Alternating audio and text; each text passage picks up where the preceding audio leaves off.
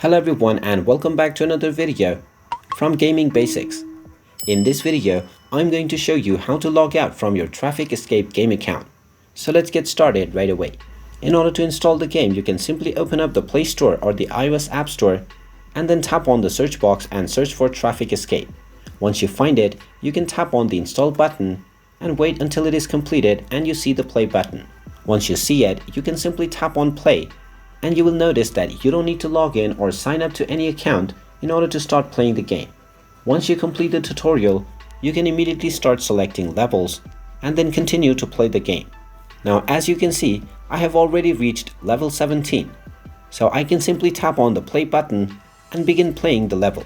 Now since there is no account associated to log out, all you can do is clear the data for the game so that all of your progress will be deleted. So in order to do this, simply open up your phone settings and then tap on Apps.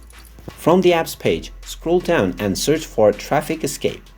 Once you find it, simply tap on it, and then from the application page, tap on the Force Stop button at the bottom right corner first. Then tap on OK to stop the application, and now tap on Storage.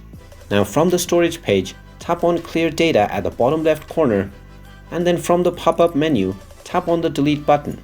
Once you tap on it, this will delete all of your user data within the Traffic Escape game. And this will be just like logging out from your account. But there is no option to log back in to gain back your progress. So make sure you think twice before going through with this process. And there you have it. That is how easy it is to log out from your Traffic Escape game account. If you find this video helpful, make sure you hit that like button and subscribe to our channel if you haven't done so already.